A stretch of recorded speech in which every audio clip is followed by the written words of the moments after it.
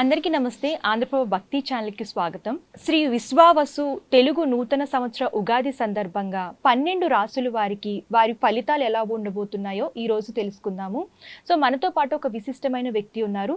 జ్యోతిష విశారద doctor Venugopal గారు మనతో పాటు ఉన్నారు. నమస్తే గురుగారు. నమస్తే. ఈ 12 రాసుల్లో మొదటి రాశి అయినటువంటి మేషరాశి వాళ్ళు ఎవరు? మనకు ద్వాదశ రాశుల్లో మొట్టమొదటి రాశి సహజ బచక్రంలో మేషరాశి వారు.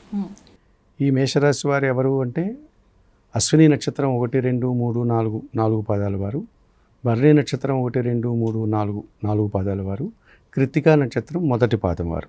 ఈ 9 నక్షత్ర పాదాలు వారు మనకు మేషరాశి కిందకు వస్తారు. అలాగే సౌరమానాన్ని అనుసరించి మేషమాసంలో జన్మించిన వారంతా కూడా మేషరాశి వారు అవుతారు. నామ నక్షత్రాల బట్టి ఎవరైనా ఈ మేషరాశి నక్షత్రాల్లో పుట్టింటే వారికి కూడా మేషరాశి వారు అవుతారు. ఈ రకంగా మేషరాశి వారికి మనకు సహజసిద్ధమైనటువంటి నక్షత్రాలు, నామ నక్షత్రాలు, మాసం మేషమాసంలో మేషరాశికి సంబంధించిన వారందరికీ మేషరాశి వారే అవుతారు. ఈ సంవత్సరం ఈ రాశి వారికి ఆదాయ వ్యయాలు ఎలా ఉండబోతున్నాయి? ఈ మేషరాశి వారికి ఈ సంవత్సరం ఆదాయం 2, వ్యయం 14, రాజ్యపూజ్యం 5, అవమానం 7గా చెప్పడం జరిగింది. సో ఈ రాశి వారికి అనుకూలమైన గ్రహాలు ఏంటి, వాటి ఫలితాలు ఏంటి? అమ్మ, ఈ సంవత్సరం మేషరాశి వారికి మే 18 వరకు గురువు ద్వితీయ స్థానంలో సంచరిస్తున్నాడు. అనగా వృషభ రాశిలో ఆయన సంచారం సాగుతోంది. మేషరాశి వారికి ఈ ద్వితీయంలో గురువు సంచరించడం అనేది విశేషమైనటువంటి సుఫలితాలను ఇస్తుంది మే 14 వరకు.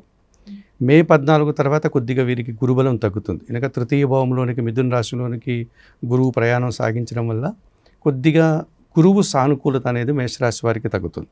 కనుక 18 వరకు గురువు అనుకూలంగా ఉన్నారు. అంతకంటే కూడా మేషరాశి వారికి మనకు ఉగాది పండుగ రోజుకు ముందు రోజే, అనగా ఈ 30వ తారీఖు 2025 మార్చి 30న ఏదైతే మనకు శ్రీ విశ్వావసు నామ సంవత్సరం తెలుగు సంవత్సరం ఉగాది పండుగ ప్రారంభమైందో దానికి ముందు రోజే, అనగా 2025 మార్చి 29వ తారీఖునే శని భగవానుడు మీనరాశిలోనికి ప్రవేశించాడు. సో మేషరాశి వారికి ఏలినాటి శని ప్రారంభమైంది. అంటే వ్యయములో శని ఉన్నాడు.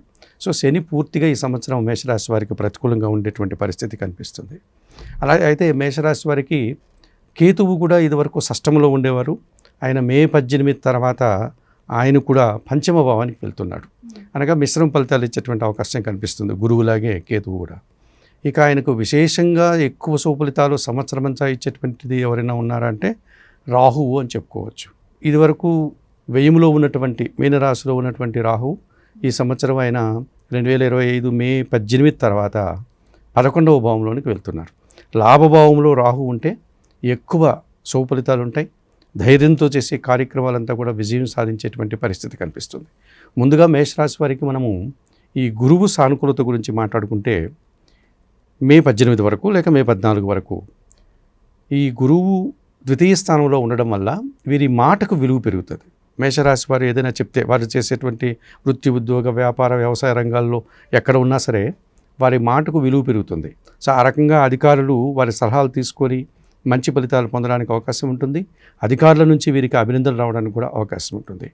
కుటుంబపరమైనటువంటి సౌఖ్యాన్ని కూడా వీరు పొందగలుగుతారు. అనగా సంతానంతో కావచ్చు, ఇతరత్ర కుటుంబ సభ్యులతో కావచ్చు, ఏదైనా ఒక శుభకార్యాలు చేసేటువంటి కార్యక్రమాలంతా కూడా మే 14 వరకు ఈ గురువు అనుకూలంగా ఉన్నంత వరకు అనుకూల వాతావరణం ఉంటుంది. కుటుంబ సౌఖ్యాన్ని కూడా వీరు పొందడానికి అవకాశం ఉంటుంది.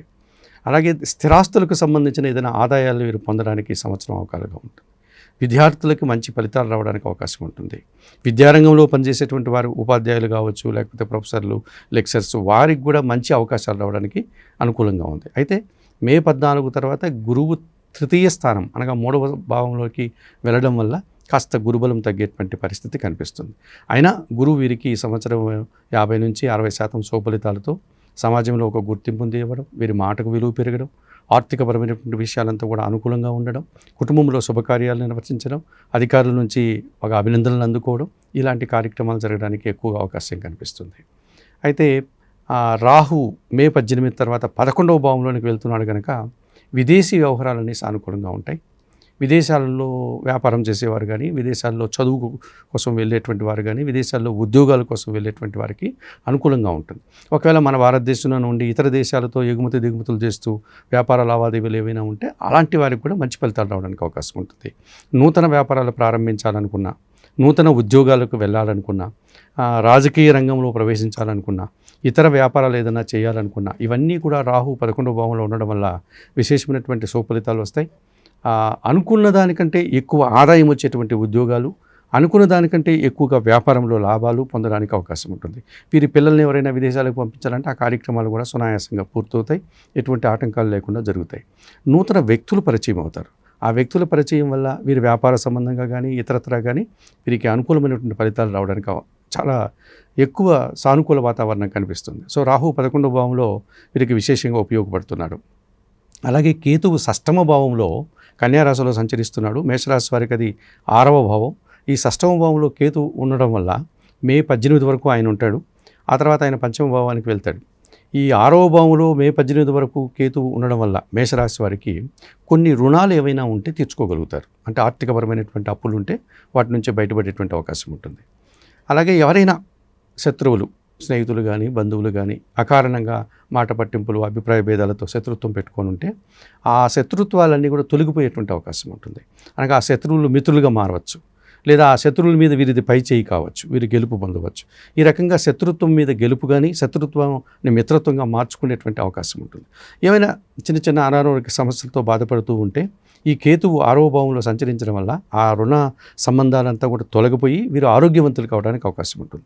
అందుకే మనకు 6వ భావంలో కేతు సంచారాన్ని రుణ రోగ శత్రు విముక్తికి ఉపయోగపడుతుంది అని చెప్తాం. దైవ ఆరాధన బాగా చేస్తారు, భగవంతుని పూజలు కార్యక్రమాలు చేస్తారు, తీర్థయాత్రలు చేస్తారు. ఆ రకంగా ఈ కేతువు 6వ ఇంట్లో ఉండడం వల్ల దైవబలం పెరుగుతుంది, నిరాడంబరంగా కొన్ని కార్యక్రమాలు చేస్తారు. ముఖ్యంగా పోటీ పరీక్షలు, ఏదైనా ఇంటర్వ్యూలు కానీ, పరీక్షల్లో ఉన్నటువంటి విద్యార్థులు కానీ, నిరుద్యోగులు ఉద్యోగాలకు వెళ్ళే సందర్భాల్లో ఇంటర్వ్యూస్లో కానీ, లేకపోతే పరీక్షల్లో కానీ వాటిలో చాలా సింపుల్గానే ఎలాంటి పెద్ద హంగామాలు లేకుండా, ఆడంబరాలు లేకుండానే విజయాలు సాధిస్తారు. ఇవన్నీ కూడా కేతువు ఇచ్చేటువంటి ఎక్కువ సుఫలితాలుగా చెప్పుకోవచ్చు. ఈ సంవత్సరం కేతువు కూడా మేషరాశి వారికి గురువులాగే మిశ్రమ ఫలితాలు ఇచ్చేటువంటి అవకాశం కనిపిస్తుంది. మే 18 తర్వాత ఆయన కొంచెం ప్రతికూలంగా మారేటువంటి అవకాశం ఉంది. కానీ శని భగవానుడు పూర్తిగా వ్యయంలో సంచరిస్తున్నాడు. అది ఒకటి మాత్రమే వీరికి కొంచెం పూర్తి వ్యతిరేక ఫలితాలు ఇచ్చే అవకాశం ఉంటుంది. గురుగారు, వీళ్ళకి ప్రతికూల గ్రహాలు ఏంటి, అలాగే వాటి వల్ల వచ్చే ఫలితాలు ఏంటి? ప్రధానంగా తీసుకుంటే ఈ సంవత్సరం మేషరాశి వారికి శని భగవానుడు ప్రతికూలంగా ఉన్నాడని చెప్పవచ్చు. అయితే ప్రతికూలంగా ఉన్నంత మాత్రాన ఆయన 100% అశుభ ఫలితాలను ఇస్తాడా, లేకపోతే కష్టాలను ఇస్తాడా అని చెప్పడానికి కూడా లేదు. సహజంగా మనకు గతంలో కొంతమంది వ్యక్తుల యొక్క జాతకాలని మనము ఉదాహరణగా తీసుకున్నప్పుడు ఏలినాటి శని ఉన్నప్పుడే ప్రధానమంత్రులైనటువంటి సందర్భాలు ఉన్నాయి.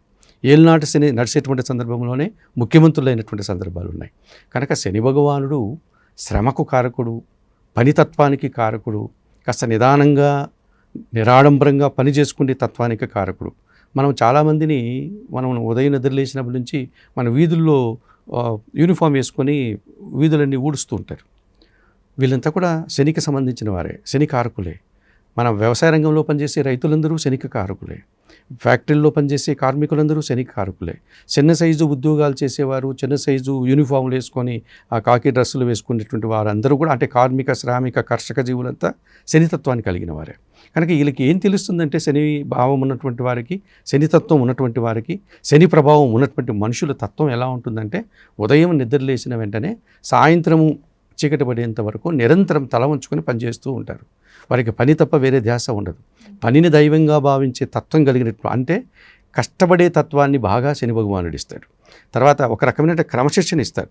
శని భగవానుడు మన మీద అష్టమ శని ప్రభావము, అర్ధాష్టమ శని ప్రభావము, ఏలినాటి శని ప్రభావము ఉంటే గన వీళ్ళకి ఏంటంటే రోజు ఒక టయానికి లేచి వెళ్ళిపోతారు. వారు నిద్ర లేచి స్నానం చేసుకొని ఏదో ఆహారం తీసుకొని ఆ పనికి వెళ్ళిపోతూ ఉంటారు.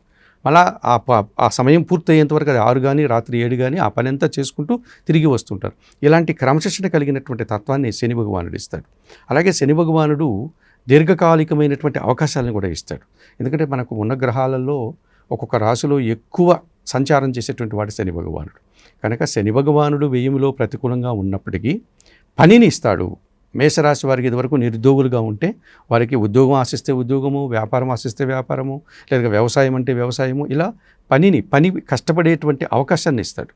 ఆ పదవి ద్వారా వీరి కష్టం ద్వారా నిరూపించుకుంటే దానికి తగినటువంటి ఫలితం ఉంటుంది. సహజంగా మనుషులు ఎవరు కూడా తన పని తాము చేసుకుంటూ ఉంటే, కష్టపడుతూ ఉంటే ఆ కష్టానికి తగిన ఫలితం అయితే రాకుండా పోతుంది. సో ఆ రకంగా శని భగవానుడు పనిని ఇస్తాడు, కాకపోతే కష్టాన్ని ఇస్తాడు. కొద్దిగా వ్యయంలో సంచరిస్తున్నాడు కదా, కొంచెం దీర్ఘకాలికమైనటువంటి అనారోగ్యాల మీద ఇచ్చేటువంటి అవకాశం ఉంటుంది. శని భగవానుడు ఇచ్చేటువంటి అనారోగ్యాలు ఏమిటి? డైజెషన్ సిస్టానికి సంబంధించి జీర్ణ సంబంధమైనటువంటి సమస్యలు ఇస్తాడు. కొంచెం వారి వయసు రీత్యా తిన్నటువంటి ఆహారం అరక్కపోవడం కానీ, లేకపోతే ఇతరత్ర కారణాల చేత ఈ విసర్జన అవయవాలకు సంబంధించినటువంటి ఏవైనా చిన్న చిన్న సమస్యలు ఇచ్చేటువంటి అవకాశం ఉంటుంది. అలాగే మోకాలు నొప్పులు, మోచేతులు, నడుము నొప్పులు, భుజాలు నొప్పులు అని మనకు పెద్దవాళ్ళు చెప్తూ ఉంటారు ఇండ్లలో. కాస్త వయసు అయిపోయినటువంటి మన అవ్వాతాత లాంటి వాళ్ళు, నాకు నడుము నొస్తుంది, మెడ నొస్తుంది, జాయింట్ పెయిన్స్ వస్తున్నాయి, బాడీ అని చెప్తూ ఉంటారు. బాడీలో నొప్పులు అంటాం, శారీరకమైనటువంటి ఇవి వచ్చేటువంటి అవకాశం కనిపిస్తుంది. అలాగే రావాల్సినటువంటి ఆదాయం ఒకసారిగా రాకుండా వాయిదాగా వస్తుంది మనకు రావాల్సిన ఆదాయం. ఇట్లాంటి కొన్ని పనులన్నీ నిదానం, ఎందుకంటే శని భగవానుడు అంటేనే మెల్లని వాడు, మందుడు అని పిలుస్తాం ఆయన. అంచేత కొన్ని పనులు నిదానంగా జరుగుతాయి. అటువంటి సమస్యలు వచ్చేటువంటి అవకాశం ఉంది. కనుక శని భగవానుడు ఇచ్చేటువంటి మంచి పనులు ఉన్నాయి, శని భగవానుడు ఇచ్చేటువంటి కొన్ని కష్టమైనటువంటి పనులు కూడా ఉన్నాయి. ఈ సంవత్సరం మేషరాశి వారికి శని ఒకడే ప్రధానంగా వారికి ప్రతికూలంగా సంచరిస్తున్నాడు. ఆయన ఇచ్చేటువంటి పనులు ఇలా ఉంటాయి. గురువుగారు, మరి ఈ మేషరాశి వారికి పరిహారాలు ఏమైనా చెప్తారా? మేషరాశి వారికి చెప్పుకోవాలమ్మా, ఎందుకంటే గురువు మే 14 వరకు ద్వితీయ స్థానంలో మంచి ఫలితాలను ఇస్తున్నాడు. తృతీయ స్థానంలోకి వెళ్ళినప్పుడు కొంతమంది పెద్దలు ఎవరైతే మనకు సహాయం చేస్తారో అని మనం ఆశిస్తామో వారు సహాయం చేయలేకపోవచ్చు. అంటే సహాయం చేయకూడదని కాదు, చేయలేని పరిస్థితుల్లో వాళ్ళు ఉండొచ్చు. ఆ రకంగా అంటే గురువు అనుకూలంగా లేడు కదా, ఆ కారణం చేత కొన్ని చిన్న చిన్న సమస్యలు రావడానికి అవకాశం ఉంటుంది. కనుక వీరు గురు సంబంధమైన ఆలయాలకు వెళ్ళడం, అంటే దక్షిణామూర్తి, హయగ్రీవ స్వామి, ఇటువంటి మనకు ఆది గురువులు ఎవరైతే ఉంటారో అందుబాటులో వారికి సంబంధించిన ఆలయాలకు వెళ్ళడం, లేక వారికి సంబంధించిన స్తోత్రాలు ఉన్నాయి. మనకు హయగ్రీవ స్వామి స్తోత్రాలు ఉన్నాయి, దక్షిణామూర్తి స్తోత్రాలు, వాటిని నిరంతరం పారాయణం చేసుకోవడం.